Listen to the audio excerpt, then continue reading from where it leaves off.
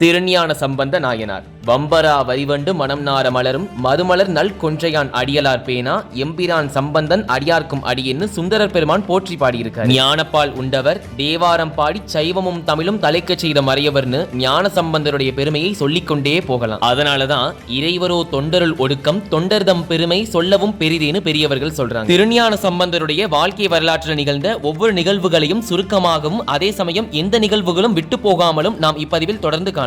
எம்பெருமானை வழி வழியாக போற்றி கொண்டாடி வரும் திருநகரங்கள்ல சீர்காழியும் ஒன்று. மேலும் இத்தலத்திற்கு பிரம்மபுரம், வேணுபுரம், சீர்காழி, வெங்குரு, தோணிபுரம், பூந்தராம், சிரபுரம், புரவம், சண்பை, காளி, கொச்சைவயம், கழுமலம் என்னும் 12 பெயர்களும் உண்டு. இவ்வளவு சிறப்பு பெற்ற ஊர்ல சிவபாத விரதையர் பகவதியார் என்ற சிவனருள் பெற்ற தம்பதியினரும் வாழ்ந்து வந்தனர். இந்த தம்பதிகள் வாழ்ந்து வரும் நாள்ல சைவ சமயம் சற்று வலிமை குறைந்து பௌத்தமும் சமணமும் வன்மை பெற்று விளங்கி வந்தது. அதனால் இந்த தம்பதியினர் எம்பெருமானிடம் சைவ சமயம் தலை தோங்குமாறு ஒரு புதல்வனை தந்தருள்வீராகன்னு வேண்டிக்கிறாங்க. எம்பெருமான் திருவருட்கருணையால திருஞான சம்பந்த பெருமான் வைகாசி முதல் நாளன்று இவ்வுலகில் அவதாரம் செய்தார். குழந்தையை பெற்றோர்கள் நன்கு வளர்த்து வராங்க. அப்பொழுது வழக்கம் போல் சிவபாத விரதையர் கோயிலை அடுத்துள்ள குளத்தங்கரைக்கு நீராடச் செல்கிறார். அப்பொழுது ஞான சம்பந்தருக்கு 3வது ஆண்டு தொடங்கியிருந்தது. அவரும் தந்தையோடு குளத்தங்கரைக்கு போகிறார். குளத்தங்கரையில் குழந்தையை அமர வைத்துவிட்டு ஜபதபங்களை மேற்கொண்டவாறு குளத்துக்குள்ள மூழ்கிறார் சிவபாத விரதையர். ஆனால் குழந்தையாக இருந்த ஞான சம்பந்தரோ அப்பாவை காணாதனால கோயில் கோபுரத்தை பார்த்து அம்மே அப்பான்னு அழைக்கிறார். அதனால தோணியப்பராகிய எம்பெருமான் உமாதேவியாரோட விடைமேல் தோன்றி வானவீதியில காட்சியளிக்கிறார். அதே போல் உமாதேவியாராகிய பார்வதி தேவி கிட்ட போய் குழந்தைக்கு ஞானப்பால் ஊட்டுன்னு சொல்றாரு. அம்பாலும் ஞானப்பாலை ஊட்டுறாங்க.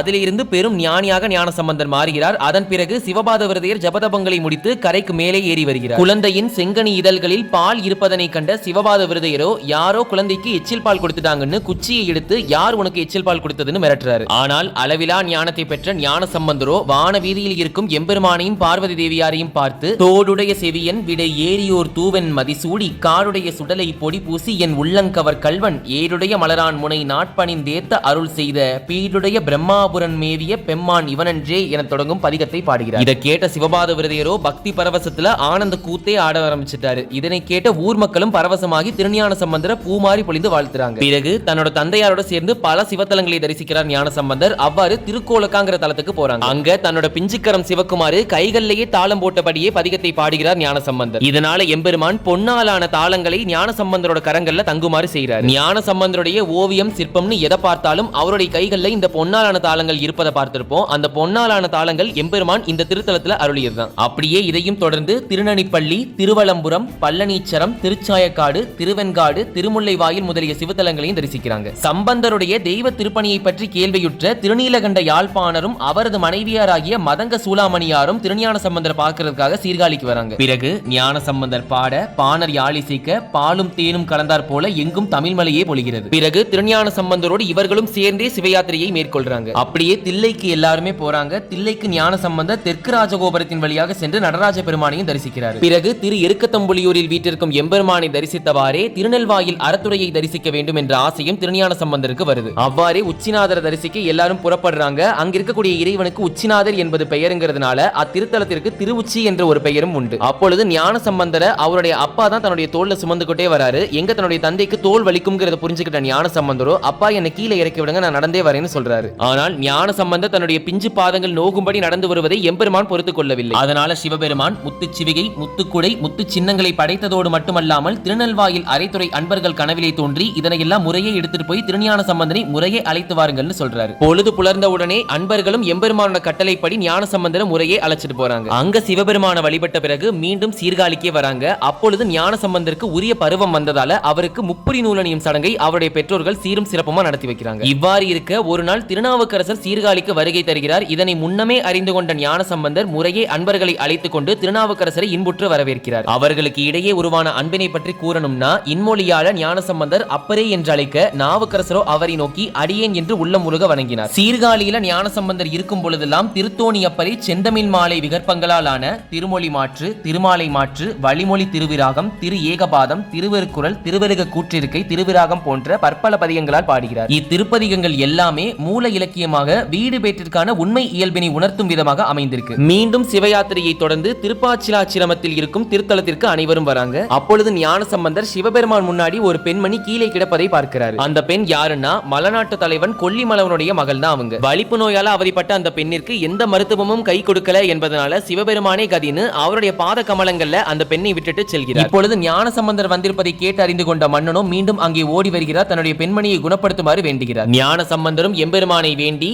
துணிவளர் திங்கள் துலங்கி விளங்க சுழற்சடை சுற்றி முடித்து பணிவளர் கொள்கையர் பாரிடஞ்சூழ வாரிடமும் பழிதேர்வர் அணிவளர் கோலமெலாம் செய்து பாச்சிலா சிரமத்துரைகின்ற மணிவளர் கண்டரோ மங்கையை வாட மயல் செய்வதோ இவர் மாண்பே என தொடங்கும் பதிகத்தால பாடுகிறார். இப்பதிகத்தை பாடி முடிக்க சிவபெருமானோட அருளால அந்த வலிப்புணை எங்கு இருந்ததுனே தெரியாம காணாமல் ஓடி போயிடுது. பிறகு அங்கிருந்து புறப்பட்டு கொங்கு நாட்டுக்கு வராங்க. அங்கே மக்களை கொள்ளும் கொடும் பணியை ஞானசம்பந்தர் கண்டார். அதனால ஞானசம்பந்தரோ அவ்வினை கிவ்வினை யாமென்று சொல்லும் அக்தெரிவீர் உய்வினை நாடா திருப்பதும் உந்தமக் குணமன்றே கைவினை செய்தம் பிரான் கலர் போற்றுதும் நாமடியோன் செய்வினை வந்தமை தீண்ட பெறாதிரு நீலகண்டம் என தொடங்கும் பதிகத்தை பாடுறார். இதன் மூலம் மக்களை கொன்ற அந்த கொடும் பணியும் காணாமல் போயிடுது. பிறகு திருப்பட்டீஸ்வரத்தில் இருக்கும் இறைவனை தரிசிக்க ஞானசம்பந்தர் வந்துட்டு இருக்காரு. கடும் வெயில்ல வருவதால எம்பெருமான் பூதகணங்களை அனுப்பி முத்துப்பந்தல் மூலம் நிழல் தருமாறு செய்கிறார். அவ்வாறே திருப்பட்டீஸ்வரத்தில் இருக்கக்கூடிய எம்பெருமானையும் தரிசித்தவாறு திருவாடுதுறைக்கு போறாங்க. திருவாடுதுறையில ஞானசம்பந்தர் தங்கி இருக்கும் பொழுது அவருடைய தந்தையார் சீர்காழியில வேள்வி நடத்துவதற்காக பொன்னும் பொருளும் வேண்டும்னு கேட்கிறாரு. அதனால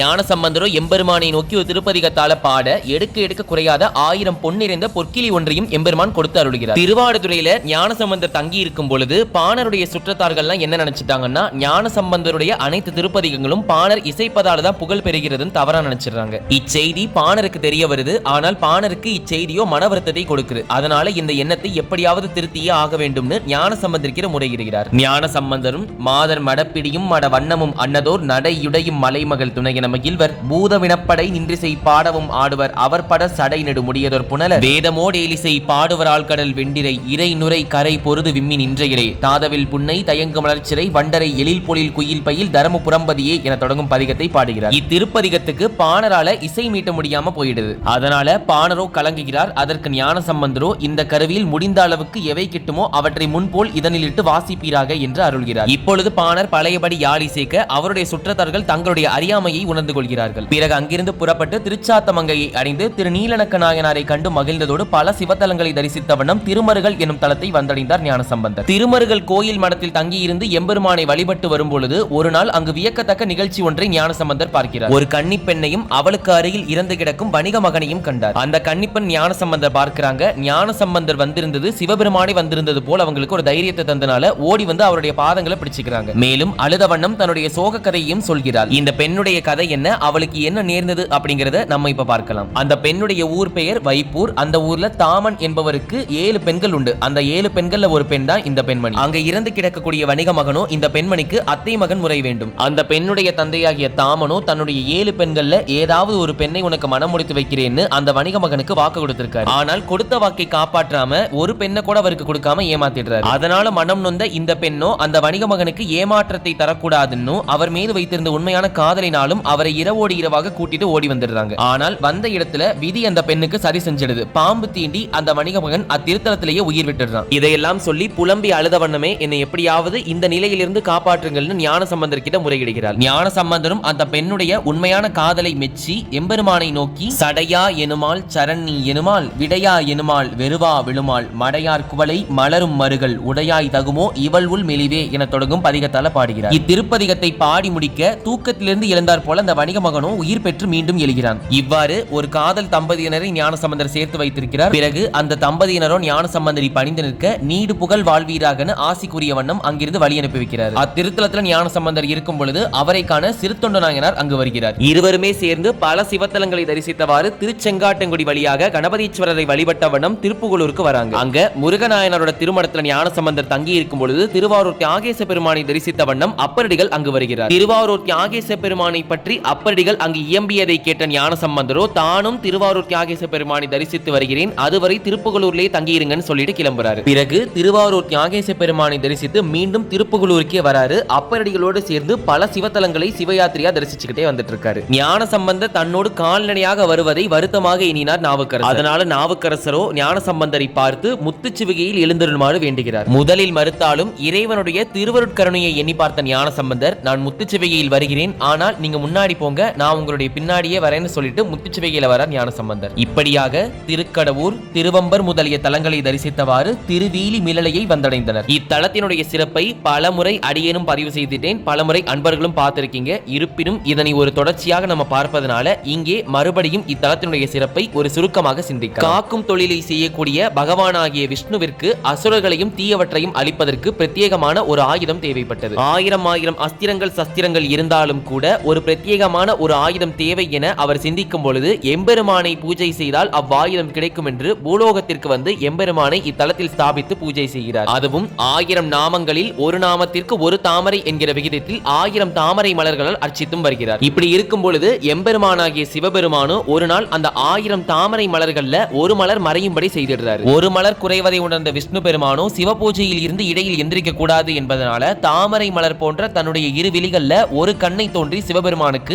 1000வது மலராக அர்ப்பணிக்க துணிகிறார். இதனால மனம் மகிழ்ந்த எம்பெருமானோ திருமால் முன் தோன்றி அவருடைய கண்ணை சரி செய்ததோடு சுதர்சன சக்கரத்தை வரமாக அருள்கிறார். இதனை போன்று பல சிறப்புகள் இத்திருத்தலத்திற்கு உண்டு. இதனைத் தொடர்ந்து ஞானசம்பந்தரும் அப்பரடிகளும் இத்திருத்தலத்திற்கு வருகை தராங்க. தொண்டர்களும் அடியார்களும் பூரண கும்பத்தோடு பூரண மரியாதையோடு அவர்களை வரவேற்கிறாங்க. அப்பொழுது ஞானசம்பந்தரோ அங்கிருக்கும் எம்பெருமானை சடையார் புனலுடையார் என தொடங்கும் பதிகத்தால பாடுகிறார். ஞானசம்பந்தர் அங்கு தங்கியிருக்கும் நாட்கள்ல சீர்காழி அன்பர்கள் அவரை மீண்டும் சீர்காழிக்கு எழுந்தருளுமாறு வேண்டுகின்றனர். ஞானசம்பந்தருக்கு திருத்தோணியப்பரை பார்ப்பதற்கு ஆசை இருந்தாலும் கூட திருவேலிமிளையான் எனக்கு உத்தரவு கொடுத்தால் நான் வருகிறேன்னு சொல்றாரு. அதனால அன்றிரவு ஞானசம்பந்தருடைய கனவிலே தோன்றிய எம்பெருமானோ இத்திருத்தலத்திலேயே திருத்தோணியப்பர் திருக்கோலத்தை காட்டி அருளுகின்றோம்னு சொல்லி மறைகிறார். அதற்கு ஏற்ப பொழுது புலர்ந்ததும் ஞானசம்பந்தர் எம்பெருமானை தரிசிக்க திருவேலிமிளையானுடைய ஆலயத்திற்கு செல்கிறார். அங்கே எம்பெருமான் திருத்தோணியப்பராகவே காட்சி கொடுக்கிறார். பக்தி பரவசத்துக்கே போன ஞானசம்பந்தரோ கைமறு பூங்குழல் என தொடங்கும் பதிகத்தால எம்பெருமானை நோக்கி பாடுகிறார். இவ்வாறு திருஞான சம்பந்தரும் திருநாவுக்கரசரும் திருவேலிமிளையில் எம்பெருமானுக்கு பல சேவைகள் செய்து கொண்டிருக்கும் நாள்ல திருவேலிமிளையை கடுமையான பஞ்சம் தாக்குது. இதனால் பசியின் பால் அன்பர்கள் வாடுவதை கண்ட ஞான சம்பந்தரும் நாவுக்கரசரும் எம்பெருமானின் நினைவாகவே இருந்து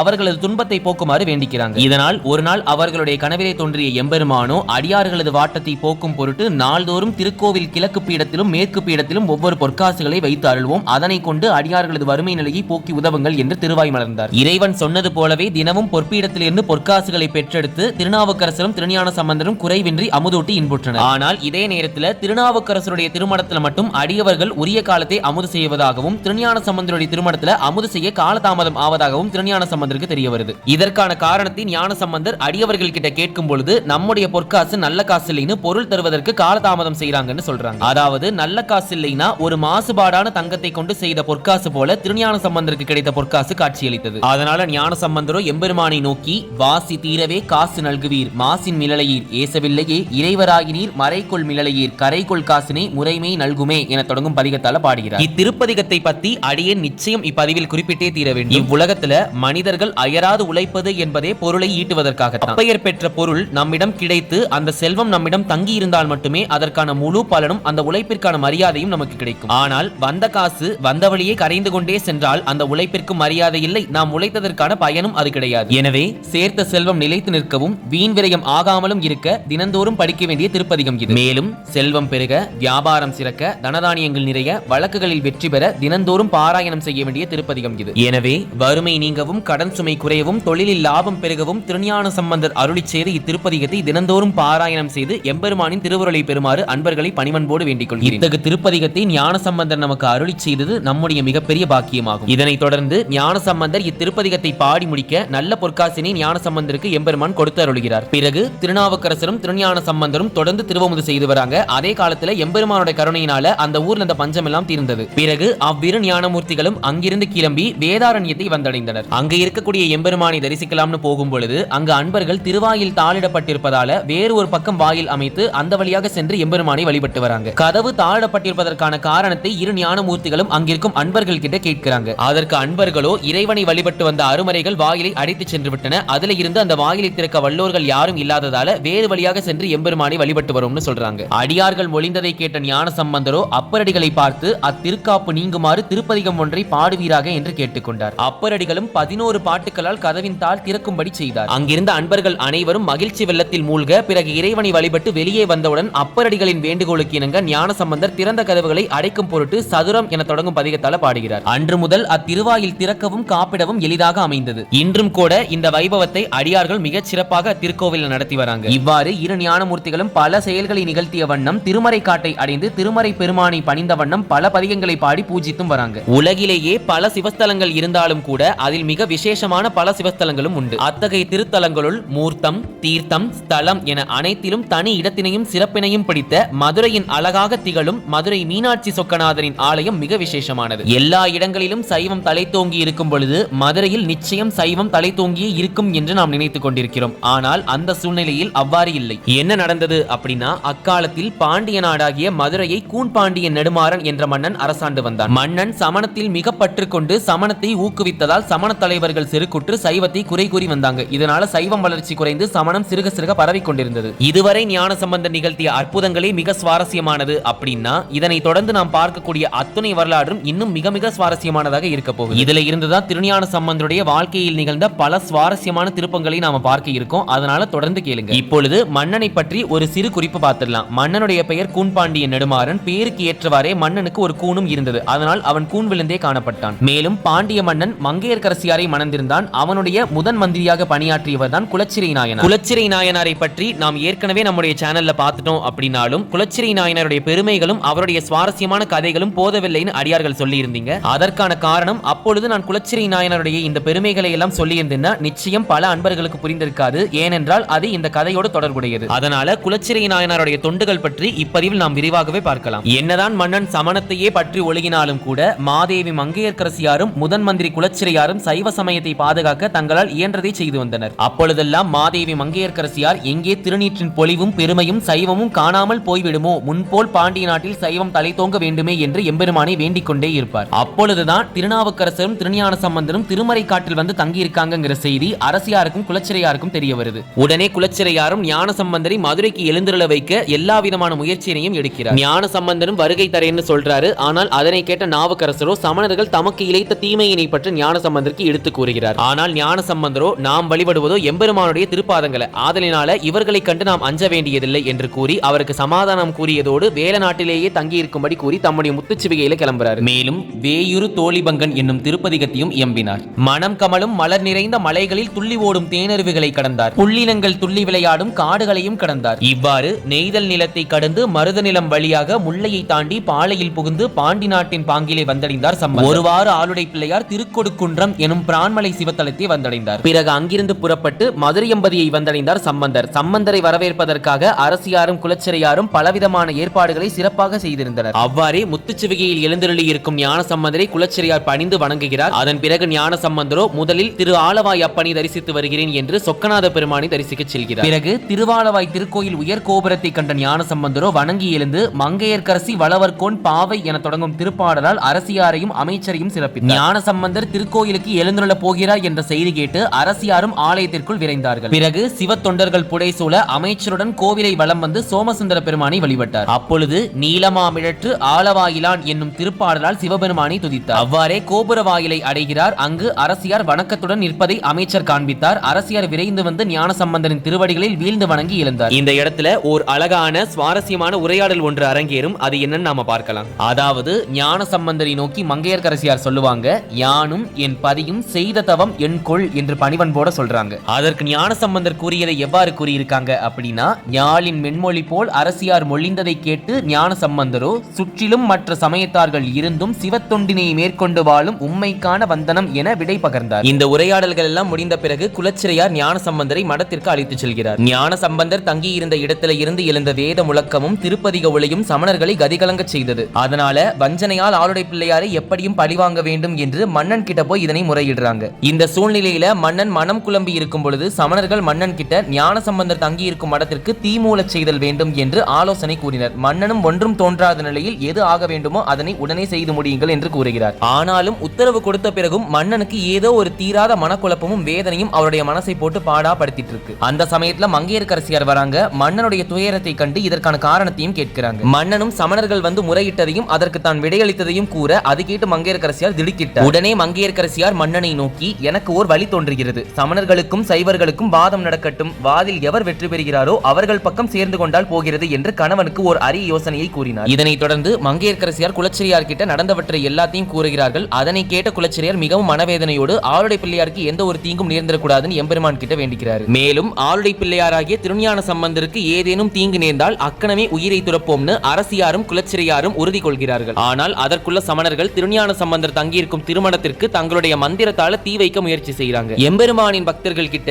ஏதாவது மாயமும் மந்திரமும் வேலை செய்யுமா என்ன? ஆதலினால் அவர்களுடைய அனைத்து முயற்சியும் தோல்வியிலேயே முடிந்தது. அதனால தந்திரத்தால மடத்திற்கு சமணர்கள் தீ வைக்கிறாங்க. இறைவன் அருளால முன்னமே இதனை கண்டறிந்த தொண்டர்கள் தீ பரவுவதை அணைத்துவிட்டு பிறகு ஞான சம்பந்தர் கிட்ட போய் முறையிடுறாங்க. அதை கேட்ட ஞான சம்பந்தரோ என் பொருட்டுதான் அவர்கள் இத்தகைய தீமையை செய்தனர் என்றாலும் அது தொண்டர்களுக்கும் அல்லவா தீமையை விளைவித்திருக்கிறது. இது சமணர்களின் குற்றமாக இருந்தாலும் இத்தகைய கொடியவர்கள் வாழும் நாட்டை ஆளும் வேந்தனின் குற்றம்தான் அதனை விட கொடியது என தனக்குள் எண்ணி பார்த்தார். உடனே எம்பெருமானை நோக்கி செய்யனே திரு ஆளவாய் மேவிய ஐயனை யஞ்சல் என்றருள் செய்யனை பொய்யராம் அமனர் கொழுபுஞ்சுடர் பையவே சென்று பாண்டியர்க்காகவே என தொடங்கும் பதிகத்தை பாடுகிறார். இவ்வாறு ஒவ்வொரு பாடலின் ஈற்றடியிலும் சமணர் இட்ட தீயானது பாண்டியனை சாரட்டும் என்ற கருத்தை முன்வைத்தார். அதாவது ஈற்றடினா கடைசி அடி. ஞான சம்பந்தருடைய பக்திக்கும் பதிகத்துக்கும் கட்டுப்பட்ட அந்த அக்னியினுடைய சக்தியானது ஞான சம்பந்தர் பதிகத்துள் கூறியது போல தீப்பினி என்னும் வெப்பு நோயாக மன்னனை போய் பற்றி கொண்டது. கூன் பாண்டியனின் உடல் நெருப்பிடை புழு போல் துடித்தது. தீயின் வெம்மை மேலும் மேலும் ஓங்க கொற்றவனின் உயிர் ஊசலாடியது. இதை கேட்டறிந்த சமணர்கள் விரைந்தோடி வந்து மந்திரம் கூறி பீலி கொண்டு மன்னனின் உடலை தடவினர். பீலிகளோ எரிந்து சாம்பலாயின. பீலி என்பது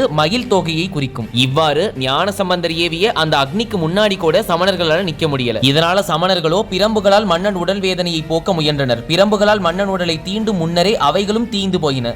மன்னன் உடலில் இருக்கின்ற வெப்பு நோயோ ஒரு ஜுவாலை எப்படி யாரையும் கிட்டே நெருங்க விடாதோ அதுபோன்று சமணர்களையும் மற்றவர்களையும் கிட்டே நெருங்கவே விடவில்லை. மருத்துவ வல்லவர்களாலும் மந்திர மகா மேதைகளாலும் சமண முனிவர்களாலும் மன்னனின் வெப்பு நோயை சிறிதளவு கூட தணிக்க முடியவில்லை. இதனை கண்டு துடித்து போன அரசியாரும் அமைச்சரும் மன்னரிடம் இவ்வேதனை தீர திருஞான சம்பந்தரே எழுந்தருள வேண்டும் என்று எடுத்துரைத்தனர். அதனை ஒப்புக்கொண்ட மன்னன் அது மட்டுமல்லாம எனக்கு நேர்ந்த இந்நோயை யார் தீர்த்து வைக்கிறாரோ அவர் பக்கம் யான் சேருவேன்னு சொல்றாரு. உடனே அரசியாரும் அமைச்சரும் ஞான சம்பந்தரை அழைத்து கொண்டு வராங்க. வருவதற்கு முன்னாடி சொக்கநாத பெருமானை வணங்கி விட்டு வருவதற்காக ஞான சம்பந்தர் போறார். அங்கு சென்று வாது செய்வது உமது திருவுள்ளமே என தொடங்கும் கருத்து அமைந்த ஒரு செந்தமிழ் மாலையும் செஞ்சரையானுக்கு சாற்றி பிறகு முத்துச்செவியில் எழுந்தருளுகிறார். ஞான சம்பந்தர் வருவதை கேட்டறிந்த மன்னனோ முன்னாடியே ஒரு பொற்பீடத்தை ஏற்படுத்தி வச்சிருக்காரு. இதனையெல்லாம் கண்டு மனம் பதறி போன சமணர்களோ நமது சமண மதத்தின் நெறியை நீர் காக்கும் முறை இதுதானான்னு மன்னன் கிட்ட கேட்கிறாங்க. இதோடு சேர்த்து மன்னா ஒருவேளை எங்களால் முடியாமல் அவர்களே உங்களுடைய வெப்பு நோயை போக்கினாலும் கூட நாங்களே உம்முடைய வெப்பு நோயை போக்கினோம்னு நீங்க பொய் சாட்சி சொல்லணும்னு சொல்றாங்க. ஆனால் சமணர்களின் சூழ்ச்சிக்கு சற்றும் செவிசாய்க்காமல் அரசன் அவர்களிடம் இரு தரப்பினரும் அவரவர்கள் தெய்வ சார்பினில் நோயை தீர்க்க முயலுங்கள், அதற்காக நான் மட்டும் பொய் சொல்ல மாட்டேன் என்று தனது கருத்தை முன்வைத்தார். பிறகு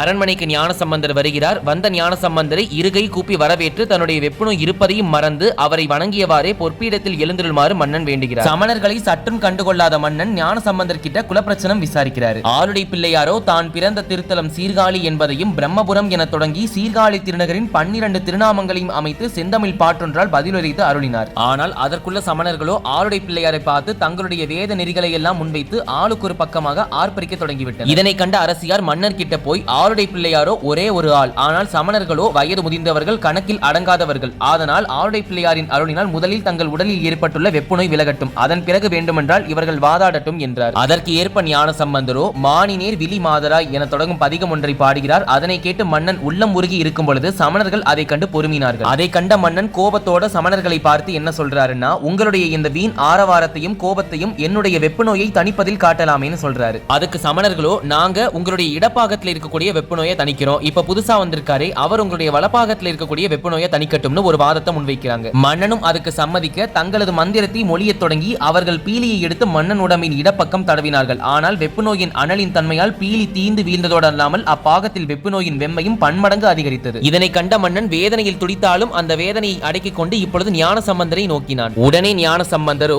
மந்திரமாவது நீரு, வானவர் மேலது நீரு, சுந்தரமாவது நீரு, துதிக்கப்படுவது நீரு, தந்திரமாவது நீரு, சமயத்தில் உள்ளது நீரு, செந்துவர் வாயுமை பங்கன் திரு ஆளவாயான் திருநீரே என தொடங்கும் திருநீற்று பதிகத்தை பாடுகிறார். இந்த திருநீற்று பதிகம் எவ்வாறு வந்ததுங்கிறது இப்பொழுது அன்பர்கள் அனைவருக்கும் தெரிந்திருக்கும். இந்த திருநீற்று பதிகத்தை தான் நாம் அனைவரும் தினந்தோறும் திருநீறு பூசிக்கொள்ளும் பொழுது பாராயணம் செய்கிறோம். திருநீறு பூசுவதன் மகிமையையும் அதன் பெருமையையும் உணர வேண்டுமானால் இத்திருப்பதிகத்தை படித்தாலே போதும். அதனின் மூலம் நாம் அதனுடைய மகத்துவத்தை அறிந்து கொள்ளலாம். நோயை நீக்குவது முதற்கொண்டு அனைத்திற்குமே இந்த திருநீறு எம்பெருமான் கருணையினால் நமக்கு கிடைக்க பெற்றதாகும். இந்த திருநீற்று பதிகத்தை ஓதிதான் சிவாச்சாரியார்கள் முதற்கொண்டு அனைவருமே அனைத்து பக்தர்களுக்கும் திருநீறு வழங்குவார்கள். இதை நாமும் பாராயணம் செய்து பூசிக்கொள்வதாலும் பிறருக்கு திருநீறு கொடுப்பதனாலும் எண்ணற்ற மகத்துவம் அந்த திருநீற்றின் மூலம் நமக்கு கிடைக்கிறது. இப்பொழுது இந்த திருநீற்று பதிகத்தை பாடியவாறே திருநீற்றை எடுத்து மன்னனின் வலப்பக்கமாக சம்பந்தர் தடவுறாரு. உடனே மன்னனுடைய வலப்பக்கம் இருந்த வெப்பு நோய் காணாமல் போய் மிகவும் குளிர்ச்சி தன்மையோட விளங்குது. ஆனால் இப்பொழுது இடப்பக்கம் வெப்பநோயின் தன்மை அதிகரித்துக் கொண்டே இருக்கிறது. அனலின் வெம்மையை தாங்க முடியாமல் சக்தியற்று சமணர்கள் சற்று விலகிச் சென்று ஒதுங்கி நின்றனர். இதனை கண்ட மன்னனுக்கு ஞானசம்பந்தர் மீது அன்பும் பக்தியும் மேலிட்டது. அதனால மன்னனோ ஞானசம்பந்தர் கிட்ட திருவருட்கருணையால் என் உடலில் உள்ள வெப்பம் முழுவதும் தீருமாறு எனக்கு அருள் புரிவீராக என்று வேண்டினார். அதை கேட்ட ஞானசம்பந்தரோ 5 எழுத்து மந்திரத்தை நெஞ்சத்திலே தியானித்த வண்ணம் திருநீற்ற ஒரே ஒரு முறை எடுத்து மன்னனோட இடது பக்கம் தடவுறார்.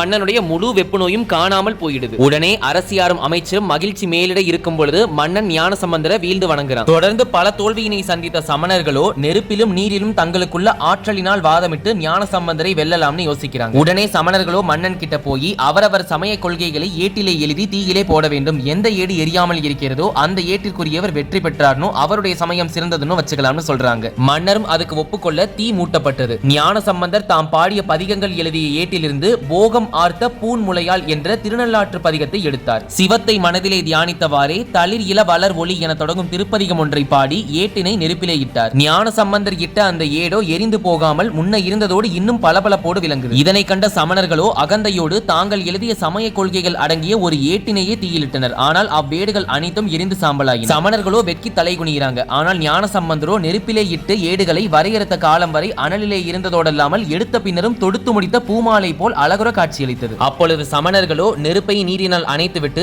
நனைந்த ஏட்டு சாம்பலை எடுத்து பிசைந்து பார்க்கறாங்க. ஏடு மறுபடியும் வரவே இல்லை. இதனை கண்ட மன்னன் ஏற்கனவே தோல்வியுற்றது மட்டுமல்லாமல் உங்களுடைய சமய கொள்கைகளும் இப்பொழுது எரிந்து சாம்பலாகிவிட்டது. இதற்கு மேல் என்ன கூற போகிறீர்கள்னு சமணர்களை பார்த்து கோபத்தோட கேட்கிறார். ஆனால் இப்பொழுதும் அடங்காத சமணர்கள் ஞானசம்பந்தரை புனல்வாதத்திற்கு அழைக்கலாம்னு முடிவு செய்றாங்க. ஆனால் இந்த சமயத்துல அமைச்சர் இடைமறித்து இந்த வாதத்திலும் சமணர்கள் தோற்றால் அவர்களை என்ன செய்யலாம் என்று மன்னனை பார்த்து கேட்டார். ஆனால் மன்னன் பதில் கூறுவதற்குள் பொறுத்திருக்க முடியாத சமணர்களோ இம்முறை நாங்கள் தோற்றால் எங்களை கொற்றவன் கழுவில் ஏற்றட்டும்னு அவர்களை வாய்த்திருந்து சொல்றாங்க. இப்பொழுது நடக்கவிருக்கக்கூடிய வாதத்திற்கான நியதி என்ன அப்படின்னா அவரவர்கள் கொள்கைகளை ஏட்டில் எழுதி நீரில் விட வேண்டும். எவரது ஏடு நீரோடு ஓடாமல் எதிர்த்து செல்கிறதோ அவ்வேடே உண்மை பொருளுடைய சமயத்தை உடையதாகும். அதுவும் கார்காலம் என்பதனால வைகையில் வெள்ளம் கரை புரண்டு ஓடிக்கிட்டு இருக்கு. வைகை ஆற்றிற்கு அருகே ஒரு புறம் பாண்டியன் நெடுமாறனும் மங்கையர்க்கரசியாரும் குலச்சிறையாரும் இருந்தனர். அவர்களுடன் அமைதியே உருவாகி அருள் வடிவமாய் ஞானசம்பந்தர் பொற்பீடத்தில் வீற்றிருந்தார். மறுபுறம் சமணர்கள் சூழ்ச்சியை உருவெடுத்து நின்று கொண்டிருந்தனர். உடனே மன்னன் ஏடுகளை வைகை ஆற்றில் இடுங்கள் என்று சமணர்களை பார்த்து சினத்துடன் கூற சமணர்களோ தமது கொள்கைகள் தீட்டப்பட்ட அத்திநாத்தி என்னும் ஏட்டை வைகை ஆற்றில் வீசி எறிந்தனர். அத்திநாத்திங்கிறது சமணர்களின் மூல மந்திரமாகும். அதாவது அத்தி என்றால் உள்ளது உண்டு என்றும் நாத்தி என்றால் இல்லாதது இல்லை என்றும் பொருள்படும். உள்ளதை உடன் மறுத்து இல்லதென்று கூறுவதாகும். ஆனால் அந்த ஏடோ நீரில் சுற்றி சுழன்று ஓடும் நீரோடு ஓடி போயிடுது. இப்பொழுது ஞானசம்பந்தர் வருகிறார்.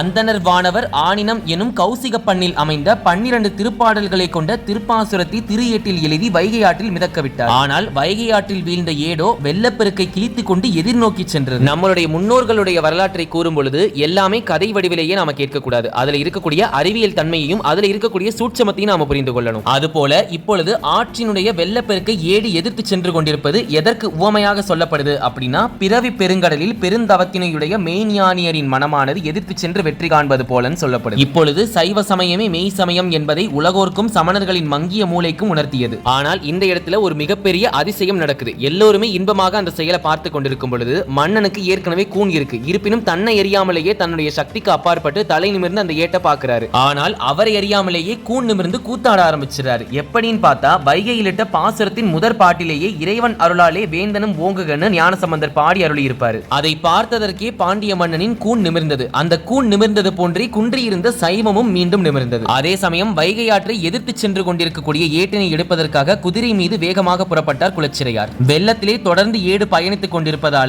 வெள்ளத்திலே ஓடம் போல் செல்லும் தெய்வ ஏடு கரையிலே தங்கும் வண்ணம் வன்னியும் மந்தமும் என தொடங்கும் பதிகத்தை ஞானசம்பந்தர் பாடத் தொடங்கியதும் திரியேடு திருவேடகம் என்னும் தலத்துல எம்பெருமான் எழுந்தருளி இருக்கும் இடத்துல போய் தங்கு. பிறகு குலச்சிறையார் அந்த ஏடுகளை எடுத்துக்கொண்டு மீண்டும் வைகை ஆற்றுக்கே வராரு. அந்த சமயத்துல விண்ணவர் முதற்கொண்டு அனைவரும் மலர் மாறி பொழிந்து ஞானசம்பந்தரை வாழ்த்துறாங்க. மதுரையில் மீண்டும் சைவம் தலை தோங்கியதோடு மன்னன் மீண்டும் சைவத்திற்கு திரும்பியதை நினைத்து மங்கையர்க்கரசியாரும் அமைச்சரும் அகமகிழ்ந்தனர். திருவாலவாய் அண்ணலை சிந்திக்க தவறிய தன் தவற்றை எண்ணி கலங்கினான் மன்னன். பிறகு மன்னன் ஞானசம்பந்தரை வணங்கி திருநீறு பெற்றதோடு கூன் பாண்டியன் என்ற பெயர் கொண்ட மன்னனோ நின்றசீர் நெடுமாற நாயனார் என்ற சிறப்பு பெயர் பெற்று உலகோரால் போற்றப்பட்டான். இந்த சமயத்துல ஞானசம்பந்தருடைய தந்தையாகிய சிவபாத விரதியர் மதுரைக்கு வந்து சிவஞான குழந்தை ஆகிய ஞானசம்பந்தரை பார்த்து ஆற தழுவி கட்டி அணைக்கிறார். பாண்டிய நாட்டில் உள்ள திருத்தலங்கள் அனைத்தையும் வழிபட்ட பிறகு சோழ நாட்டிற்கு திருஞான சம்பந்தர் வருகை தருகிறார். முள்ளிவாய் என்னும் ஆற்றின் கரைக்கு வராரு. ஆற்றின் எதிர்கரையில அமைந்துள்ள திருக்கொல்லம் பூதூர் இறைவனை தரிசிக்கலாம்னு எண்ணம் கொண்ட பொழுது அந்த ஆற்றில் வெள்ளம் மிகுந்திருக்கவே ஓடக்காரர்கள் யாருமே ஓடம் செலுத்த வரல. இருப்பினும் ஞானசம்பந்தர் அடியார்களோட ஒரு ஓடத்துல ஏறிட்டு அதனை அவிழ்த்தும் விட சொல்றார். அவர்களும் ஓடத்தை அவிழ்த்து விடுறாங்க. உடனே சம்பந்தரோ கொட்டமே கமலும் என்னும் பதிகத்தை பாட ஓடம் தானாகவே சென்று எதிர்கரையை அடைந்தது. அங்கிருந்து பல திருத்தலங்களை தரிசித்த வண்ணம் போதிமங்கை என்ற இடத்திற்கு திருஞான சம்பந்தர் வருகிறார். அந்த இடத்துல திருஞான சம்பந்தரை கண்டு போதிமங்கை பௌத்தர்கள் சினம் கொண்டு தங்கள் தலைவனான புத்தனத்தி என்பவரிடம் சென்று முறையிட்டனர். மேலும் பௌத்தர்கள் அனைவரும் அடியார்களின் உள்ளம் நோக்கும் வண்ணம் நடந்துக்கிறாங்க. அதனால அடியார்கள் அனைவரும் ஞான சம்பந்தர் கிட்ட முறையிடுறாங்க. அதை கேட்டு சினம் கொண்ட ஞான சம்பந்தரோ புத்தனத்தியின் தலையில் இடிவிலக்கடவுது என்று பதைப்புடன் சபித்தார். பௌத்தர்கள் அஞ்சி ஓடினாலும் கூட இதை அனைத்தையும் மனசுல வச்சுக்கிட்டு சாரி புத்தன் என்பவனை தன்னுடைய தலைவனாக கொண்டு திருஞான சம்பந்தரை வாதில் வெல்லலாம்னு முடிவு செஞ்சு திருஞான சம்பந்தர வாதத்துக்கு அழைக்கிறாங்க. அப்பொழுது பௌத்த சமயமும் சமணத்தின் வழி சென்று சம்பந்தரிடம் தோற்று நின்றது. பிறகு பல சிவத்தலங்களை தரிசித்த வண்ணம் திருக்கடலூரை அடைந்தார் திருஞான சம்பந்தர். அந்த சமயத்துல திருநாவுக்கரசரை பார்க்கணுங்கிற ஆசை இயலவே திருநாவுக்கரசர் திருப்பூந்துருத்தியில் தான் இருக்கிறார் என்பதை அடியவர்கள் மூலம் கேட்டறிந்து கொண்டு அவ்வூரை நோக்கி புறப்பட்டார். ஆனா இதை முன்னாடியே தெரிஞ்சுக்கிட்ட திருநாவுக்கரசரோ கூட்டத்தோட கூட்டமா சேர்ந்து திருஞான சம்பந்தர் எழுந்தருளி வரும் முத்துச்சிவையை தானும் ஒருவராய் சுமந்து கொண்டு வந்தார். ஊர் வந்த உடனேயே திருநாவுக்கரசரை காணாமல் கூட்டத்துக்குள்ள திருஞான சம்பந்தர் தேடிட்டு இருக்காரு. அப்பொழுது அப்பரடிகளோ திருஞான சம்பந்தரை நோக்கி அடிகளை இப்பொழுது தாங்கி வரப்பெற்று உயிர்ந்தேன் என மொழிந்தார். அதை கேட்ட திருஞான சம்பந்தரோ நாவுக்கரசரை இப்படி செய்யலாமா, இது முறையா என கேட்டார். ஞான சம்பந்தரின் அன்பான வார்த்தைகளை கேட்ட திருநாவுக்கரசரோ பின் எவ்வாறு செய்தல் தகும் என்று கேட்டவாறே ஆளுடை பிள்ளையாரை வணங்கினார். ஆளுடை பிள்ளையார் என்பது திருஞான சம்பந்தரையே குறிக்கும். சில நாட்கள் கழித்து அப்பரடிகள் கிட்ட இருந்து விடை பெற்றுக் கொண்டு திருஞான சம்பந்தர் சீர்காழியை வந்தடைந்தார். திருத்தோணியப்பரை வணங்கி மீண்டும் சில நாட்களில் சிவயாத்திரையை தொடங்கி தில்லை, காஞ்சி என பல தலங்களை தரிசிக்க புறப்பட்டு தில்லை சிற்றம்பலத்தை வந்தடைந்தார் ஞானசம்பந்தர். நடராச பெருமானை தரிசித்து பிறகு அங்கிருந்து புறப்பட்டு திருத்தலங்கள் பலவற்றை கண்டுகளித்து தேவார பாடல்களை பாடியவாறே திருவோத்தூரை வந்தடைந்தார் ஞானசம்பந்தர். இத்தலத்தில் வீற்றிருக்கும் இறைவனுடைய பெயர் வேதபுரீஸ்வரர். அதாவது இத்திருத்தலத்தில் எம்பெருமான் அமரருக்கு வேதங்களை ஓதுவித்து அருளி செய்ததாகவும் வேதங்களுக்கு இறைவன் தமது திருக்கூடத்தினை காட்சியளித்து அருளியதாகவும் வரலாறு ஒன்று இருக்கு. இதனாலதான் இந்த திருத்தலத்திற்கு இப்படி ஒரு பெயர், அதாவது அத்து என்றால் வேதம் என்று பொருள். திருஞான சம்பந்தர் இந்த திருத்தலத்தில் வீற்றிருக்கும் பொழுது ஒரு அன்புடைய அடியவர் வந்து திருஞான சம்பந்தரை பார்க்கிறார். அந்த அடியவர் என்ன சொல்றாருன்னா, அவர் சில பனைகளை நட்டதாகவும் அந்த பனைகள் காய்க்காமல் இருக்கிறதுனால சமணர்கள் ஆண் பனைகள் எங்கேயாவது காய்க்குமான் தினமும் கேலி செய்யறாங்க, வெறுப்பு உண்டாகும்படியும் செய்யறாங்கன்னு சொல்றாரு. அதை கேட்ட ஞான சம்பந்தரோ பூ தேர்ந்தாய் என தொடங்கும் பதிகத்தை பாட அப்போதே ஆண் பனைகள் எல்லாம் நற்பனைகளாக மாறி காய்த்து குலைகள் விட்டன. இதை கண்ட சமணர்களோ வாயடைத்து போயிடுறாங்க. பிறகு அங்கிருந்து புறப்பட்ட ஞான சம்பந்தரோ காஞ்சிக்கு வராரு. பிறகு காமக்கோட்டத்தில் எழுந்தருளி இருக்கும் ஆதிசக்தியின் சொரூபமாகிய காஞ்சி காமாட்சியை தொழுதெழுந்தார். பிறகு ஏகாம்பரேஸ்வரர் ஆலயம் உள்ளிட்ட பல காஞ்சிபுரத்தில் உள்ள சிவஸ்தலங்களை தரிசிக்கிறார். பிறகு திருக்காலத்திமலை தரிசனத்தை முடித்ததோடு திருவொற்றியூருக்கு வருகை தருகிறார். விடையவன் என தொடங்கும் பாசுரத்தை பாடியவாறே முத்துச்சிவிகையிலிருந்து கீழே இறங்கி எம்பெருமானை தரிசிக்க ஆலயத்திற்குள் செல்கிறார். திருவொற்றியூர் இறைவனை பிரிய மனமில்லாமல் அங்கேயே சில நாட்கள் தங்கியும் இருக்கார். இந்த சமயத்தில் திருமயிலையில் சிவனேசர் என்னும் வணிகர் குடியில் பிறந்த வள்ளல் ஒருவர் இருந்தார். சிவனடியார்கள் கிட்டையும் அடியவர்கள் கிட்டையும் மிக்க அன்பு கொண்டவராயும் விளங்கி இருக்காரு. மேலும் சிவனேசருக்கு அழகான ஒரு மகளும் இருந்தார். அந்த சமயத்தில் சிவனேசரோ தன்னையும் தன்னுடைய மகளையும் தன்னுடைய பொருட்கள் அனைத்தையும் திருஞான சம்பந்தருக்கே சமர்ப்பணம் செய்கிறேன்னு முடிவு கொண்டிருந்தார். இந்த சமயத்தில் சிவனேசருடைய மகளை பாம்பு தீண்டிடுது. அதனால அவங்களுடைய உயிரும் பிரிந்தது. இதனால ஆழ்ந்த துயரத்துக்கு போன சிவனேசரோ தகனம் செய்யப்பட்ட மகளின் சாம்பலையும் எலும்பையும் ஒரு குடத்திலிட்டு கன்னிமாடத்தில் வைத்து காப்பிட்டார். இவ்வாறு நடந்து கொண்டிருக்கும் பொழுது திருஞான சம்பந்தர் திருவொற்றியூருக்கு வந்திருக்கிறாருங்கிற செய்தி சிவனேசருக்கு தெரிய வரும். உடனே திருவொற்றியூர் சென்று சம்பந்த பெருமானை பார்த்து திருமயிலைக்கு எழுந்தருளுமாறு வேண்டிக் கொண்டார். திருஞான சம்பந்தரும் அவ்வாறே திருமயிலைக்கு எழுந்தருளி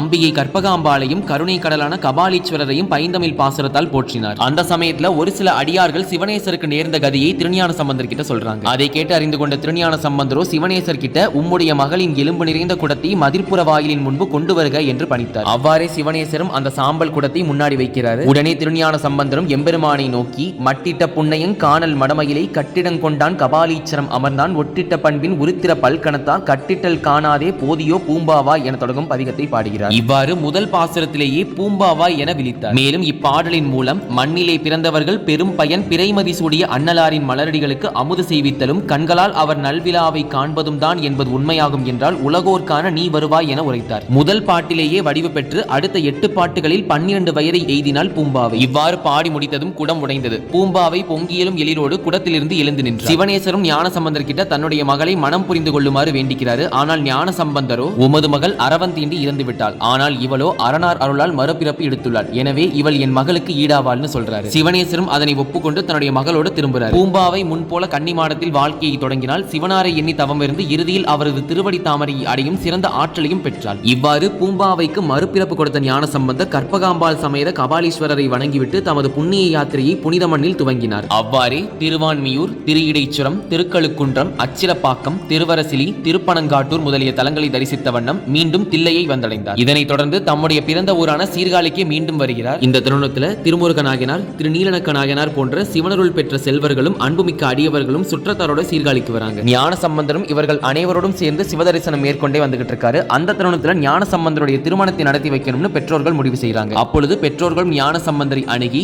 வேத நெறியின் முறைப்படி வேள்விகள் பல செய்வதற்கு இத்தருணத்தில் திருமண வாழ்க்கையை மேற்கொள்வதுதான் மிக சிறப்புடையதாகும்னு சொல்றாங்க. முதல்ல ஞான சம்பந்தர் வேண்டாம்னு சொன்னாலும் பின் ஈசனின் விளையாட்டு தான் இதுவும் என்று கருதி சம்மதித்தார். ஞான சம்பந்தருக்கு பெண் பார்க்கணும்னா அந்த பெண் எவ்வளவு சிறப்பு மிக்கவளாக இருக்க வேண்டும் என்று அனைவரும் யோசித்துக் கொண்டிருக்கும் போது சீர்காழியில் இருந்து வடகிழக்கே 8 மைல் தொலைவில் உள்ள திருநல்லூரில் வசித்த நம்பியாண்டார் நம்பியின் பெண்ணாகிய ஸ்தோத்திர பூர்ணாம்பிகையை மனம் முடித்து வைக்கலாம்னு அனைவரும் ஏற்பாடு செய்றாங்க. வைகாசி மாதம் மூல நட்சத்திரத்தன்று திருமணம் நடத்தலாம்னு நிச்சயிக்கப்படுது. திருமண நாளும் வருது. திருநீலகண்ட யாழ்ப்பாணர், முருகநாயனார், திருநீலனக்க நாயனார் மற்றும் சம்பந்தரின் உறவினர்கள், அடியவர்கள் என அனைவரும் திருமணத்திற்கு வராங்க. திருமணமோ திருநல்லூர்ல இருக்கக்கூடிய சிவாலயத்தில் நடைபெறும். அப்பொழுது உமையவளாகிய அன்னை பார்வதியே சம்பந்தரின் திருமணத்தை காண வந்த அனைவருக்கும் அங்கு தோன்றி திருநீர் அளித்தாள். இதனாலேயே இத்தல அம்பிகைக்கு திருவெண்ணீற்று உமையம்மை என்ற திருநாமமும் உண்டு. இதனாலேயே இன்னைக்கும் இந்த அம்பிகை சந்நிதியில குங்குமத்திற்கு பதிலாக திருநீரை பிரசாதமாக கொடுக்கிறாங்க. மேலும் ஆச்சாள் என போற்றப்படும் அம்பிகையை சம்பந்தர் திருமணத்திற்கு நேரில் வந்திருந்து அனைவருக்கும் திருநீர் வழங்கி அருளியதால் இத்தலம் அது முதல் ஆச்சாள்புரம் என வழங்கலாயிற்று. மேலும் திருஞான சம்பந்தர முருகப்பெருமானுடைய திரு அவதாரமாக தான் எல்லாருமே குறிப்பிடுவாங்க. எனவே